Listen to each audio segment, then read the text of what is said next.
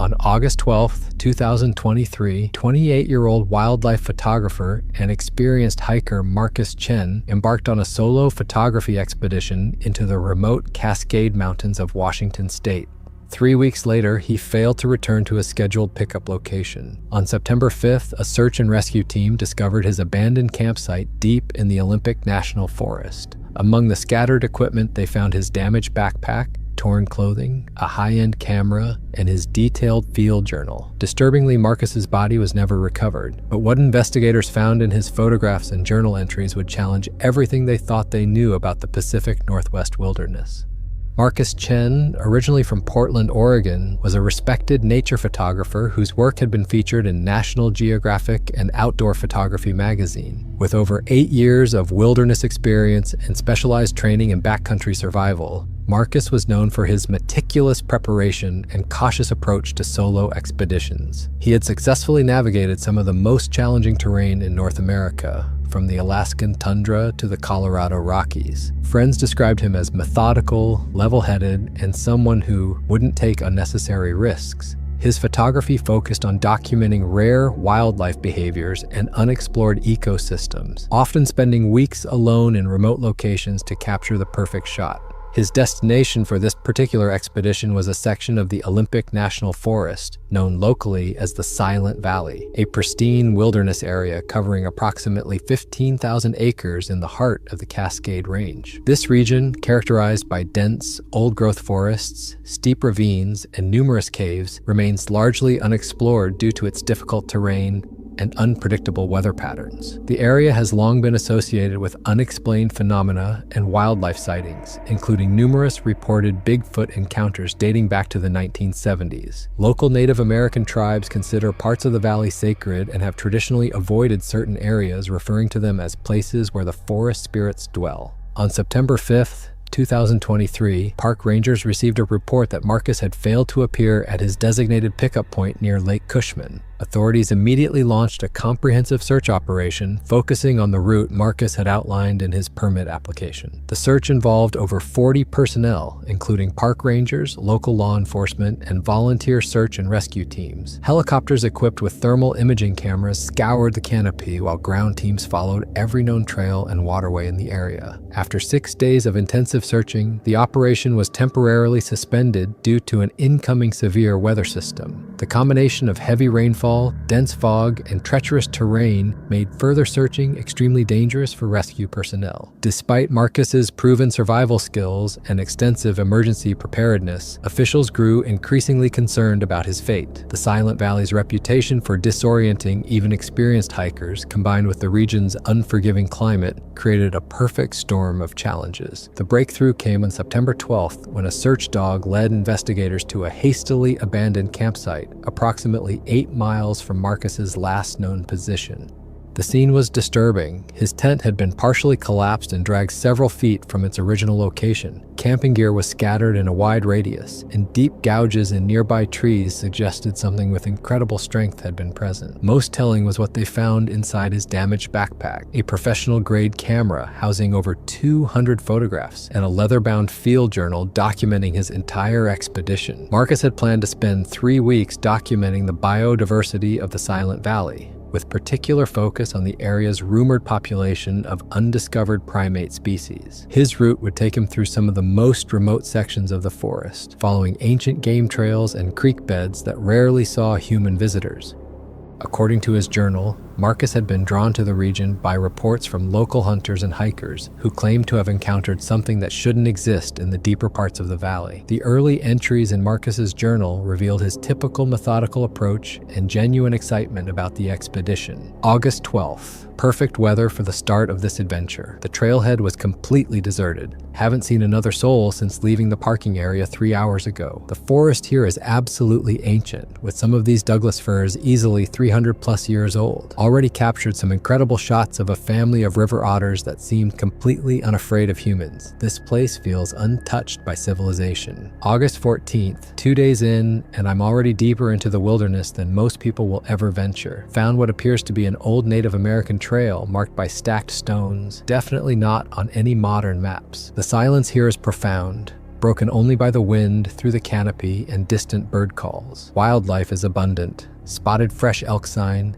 numerous deer tracks, and what might be bear scat, though unusually large. Camera battery holding up well in the cool temperatures. August 16th, established base camp near a crystal clear creek that's not marked on my topographic maps. This valley seems to exist in its own ecosystem. The trees are massive, the undergrowth is incredibly dense, and there's a quality to the light filtering through the canopy that's almost otherworldly. Captured what I believe are photos of an undocumented species of salamander living under the creek stones. This trip is already exceeding my expectations scientifically. August 18th. Something interesting happened today. While photographing a red-tailed hawk's nest about 50 feet up an old-growth cedar, I noticed the forest had gone completely silent. No bird songs, no insect buzzing, nothing. It lasted about 10 minutes before gradually returning to normal. In my experience, this usually indicates the presence of a large predator. Found massive tracks near my camp this morning. Definitely not bear, elk, or any known species I can identify. The prints are roughly 18 inches long and show what appear to be 5 distinct toes.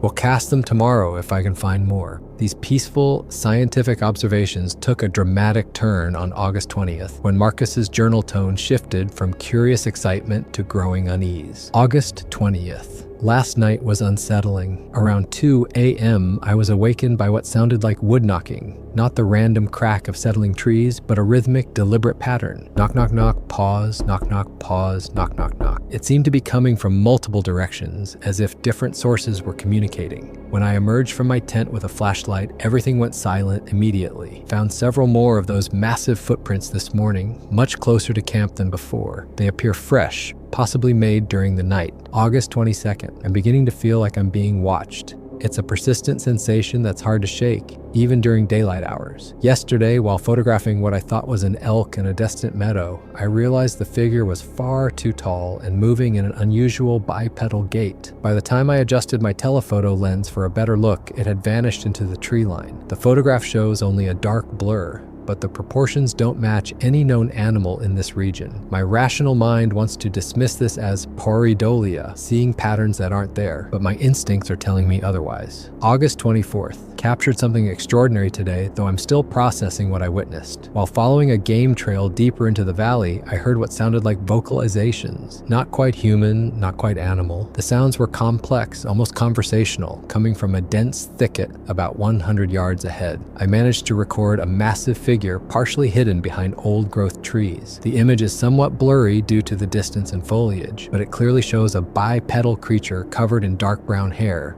standing at least 8 to 9 feet tall. When it noticed me, it didn't flee like a normal animal would. Instead, it watched me for several long moments before deliberately turning and walking away with a measured, almost human-like stride. The journal entries became increasingly frantic as Marcus documented more encounters. August 26th. They're definitely following me now. I use the plural because I've identified at least 3 distinct individuals based on footprint size and gait patterns. The largest appears to be massive, easily 400+ pounds based on the depth of its prints in soft earth. I've recorded hours of audio that capture their vocalizations, a complex mix of grunts, clicks, and what can only be described as primitive language. The sounds carry an intelligence that's both fascinating and terrifying. I'm torn between my scientific curiosity and a growing sense that I may be in danger. August 28th, direct encounter today. While refilling my water bottles at the creek, I looked up to find one of them standing on the opposite bank, maybe 30 feet away. We stared at each other for what felt like an eternity. It was clearly evaluating me, trying to determine if I posed a threat. The intelligence in its eyes was unmistakable. This wasn't just an animal, but something far more complex. I slowly reached for my camera, but it shook its head in what appeared to be a clear no gesture. When I lowered the camera, it nodded once and disappeared into the forest. I'm beginning to understand that these creatures are far more aware and intelligent than any wildlife I've ever encountered. August 30th.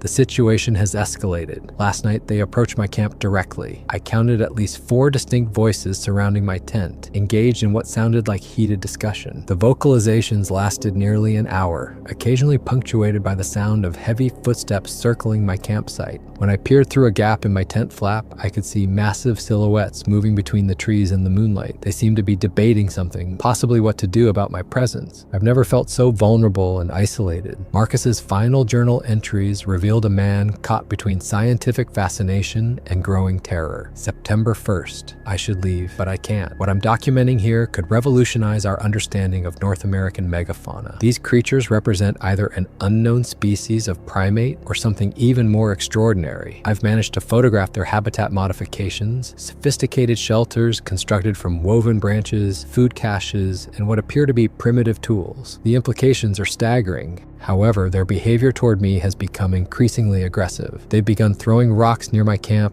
and making intimidating displays, chest beating, branch breaking, loud vocalizations. I think they want me to leave their territory. September 3rd, critical situation. They've taken some of my gear during the night, my backup food supplies, and one of my water purification tablets. It feels like psychological warfare, designed to force me out without direct confrontation. I'm now rationing my remaining supplies and will need to begin hiking toward the pickup location within the next day or two. But I've made an incredible discovery: cave paintings deep in a cavern system about 2 miles from my camp. The artwork depicts clearly humanoid figures alongside animals that match current Pacific Northwest wildlife. Some of the paintings appear ancient, while others look relatively recent. This suggests these creatures have occupied this valley for potentially hundreds or thousands of years. This final entry in the journal was visibly written in a different manner than before. The writing was erratic, in a hurry, or with a shaking hand, either due to fear or physical exhaustion. Whatever Marcus was going through, it was clearly affecting him.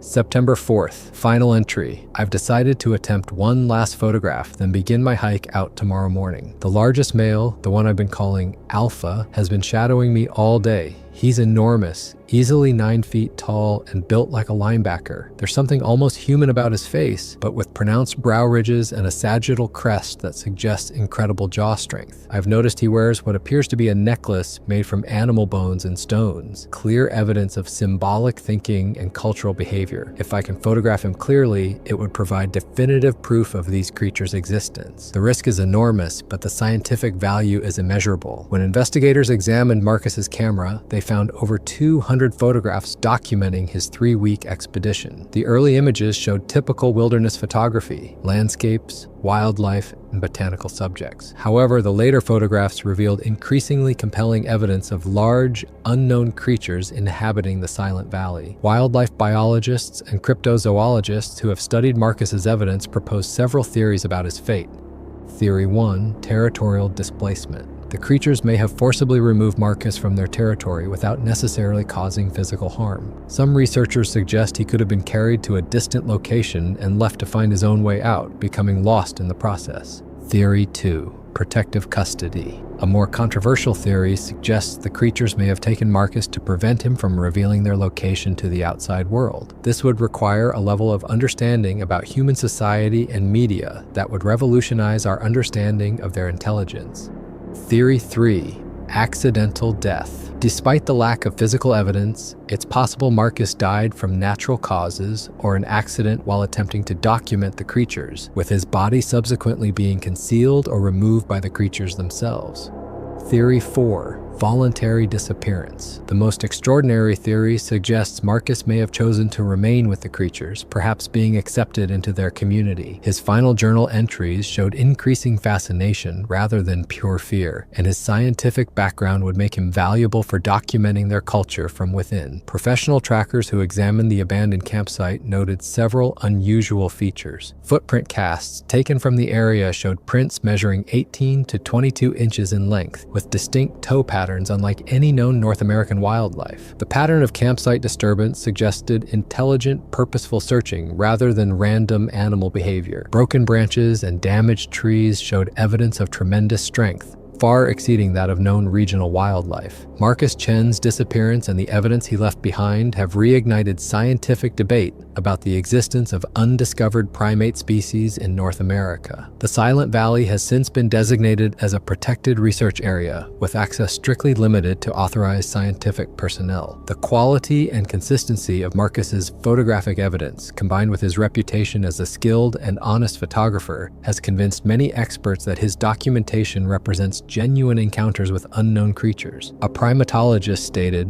"Marcus's photographs show behavioral complexity and physical characteristics characteristics that would be extremely difficult to fake. The consistency across multiple images, combined with the journal documentation, presents the most compelling evidence for unknown hominids in North America that I've ever examined. Despite extensive ongoing search efforts, Marcus Chen has never been found. The Silent Valley continues to attract researchers, adventurers, and those hoping to solve the mystery of his disappearance. His camera and journal remain the most significant pieces of evidence in modern cryptozoological research, offering tantalizing glimpses into a world that may exist just beyond the edges of human understanding. In his final journal entry, Marcus wrote, "If something happens to me, know that I died pursuing the greatest discovery of our time. These creatures are real, they are intelligent, and they have been sharing this continent with us far longer than we ever imagined. The forest holds secrets that could change everything we think we know about evolution, intelligence, and our place in the natural world." The mystery of Marcus Chen and the creatures of Silent Valley remains unsolved, but his legacy continues to inspire new generations of researchers to explore the unknown corners of our world, seeking answers to questions we're only beginning to learn how to ask. 1 year after Marcus's disappearance, a hiker discovered a small cairn of stacked stones near the original search area. Beneath the stones was a waterproof container, later discovered to be the same one Marcus Chen had during that expedition. For anyone listening, wishing to follow his path, don't do it. Sometimes mysteries are better left like that.